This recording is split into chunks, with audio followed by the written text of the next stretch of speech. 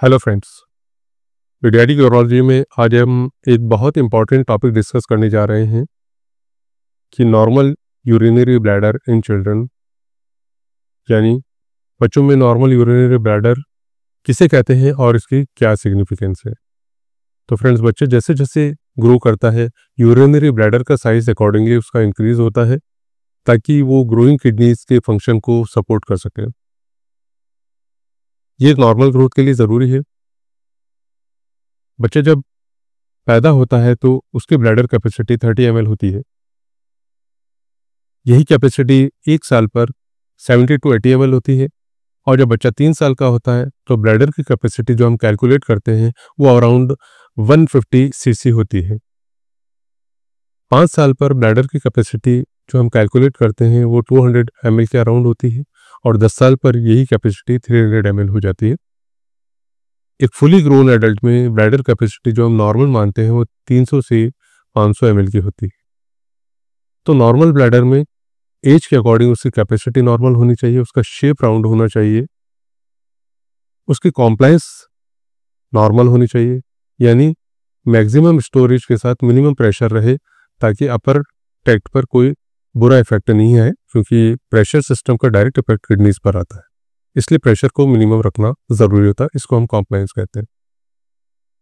फिर उसका inlet mechanism वो नॉर्मल होना चाहिए, यानी यूरेटोवेसाइकल जंक्शन, जहाँ पर यूरेटर और ब्लैडर का कनेक्शन होता है, जहाँ से यूरिन ब्लैडर में आकर स्टोर होता है, कि वो इनलेट मैकेनिज्म पैटेंट होना चाहिए। फिलिंग फेज में ओपन होते हैं और वॉइडिंग फेज में ये क्लोज होना ज़रूरी है ताकि वेसिको यूरेटिक रिफ्लक्स नहीं हो और अपर ट्रैक्ट में कोई डायलिटेशन या डैमेज नहीं होना चाहिए।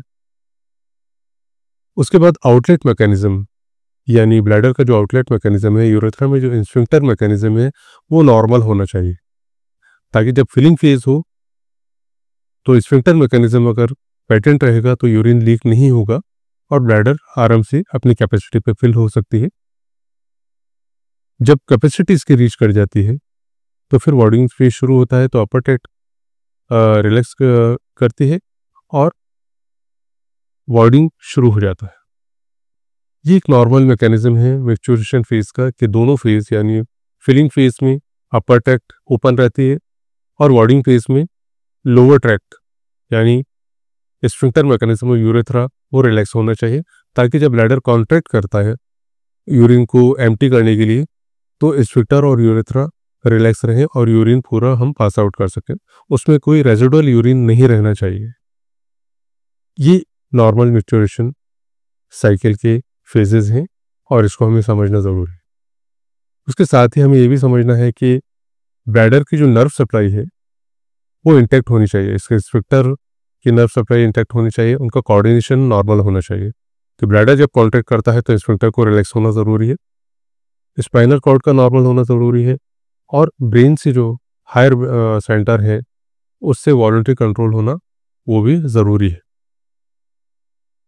जब ये सारे पैरामीटर नॉर्मल होते हैं तो ब्लैडर रिलैक्स होती है और किडनी सेफ होते हैं। मैच्योरेशन से रिफ्लेक्स वो नॉर्मल मानी जाती है। ये दोनों ज़रूरी हैं नॉर्मल ब्लैडर के लिए, किडनी भी सेफ रहते हैं और मैच्योरेशन का जो एक्ट है वो भी नॉर्मल होता है। जब इसमें कोई डेविएशन होता है किसी भी पैथोलॉजी की वजह से, किसी भी खराबी की वजह से, तो ब्लैडर का फंक्शन और उसका शेप वो डिस्टर्ब हो जाते हैं और ब्लैडर का प्रेशर राइज करता है।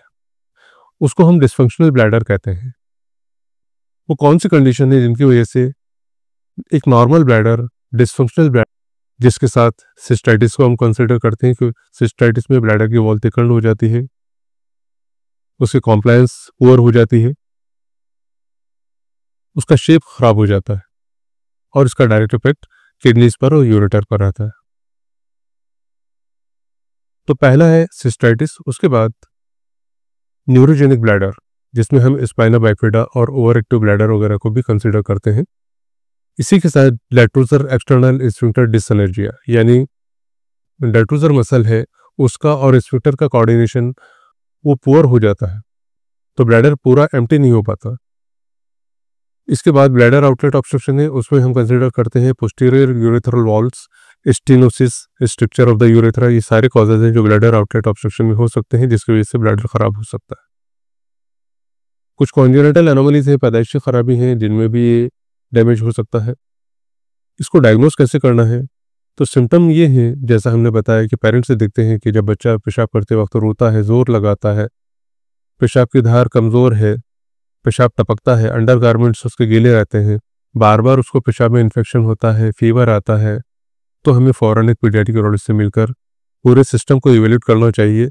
और अगर कोई इसमें डैमेज होता है या कोई इसमें चेंजेस हमें नज़र आते हैं तो फ़ौरन उसका ट्रीटमेंट हमें लेना चाहिए, ताकि हम किडनीज़ को सेफगार्ड कर सकें। तो पेरेंट्स इस तरह इसको ऑब्जर्व कर सकते हैं। इन्वेस्टिगेशन में जो हम करवाते हैं तो इसमें डिटेल्ड अल्ट्रासाउंड होता है, जिसमें हम किडनी के पैरामीटर्स को, यूरेटर को, ब्लैडर को और पोस्टीरियर यूरेथ्रा को इवेल्यूएट करते हैं। उसके बाद हम यूरिन के एग्जामिनेशन करवाते हैं कि उसमें कोई इन्फेक्शन तो नहीं है। साथ ही हम एक एमसीयू करवाते हैं, डाई डालकर हमें यूरेथ्रा, ब्लैडर को और रिफ्लक्स को चेक करना होता है। उसमें कोई भी अबनॉर्मलिटी हो तो फ़ौरन हमें आगे की जांच करवानी चाहिए।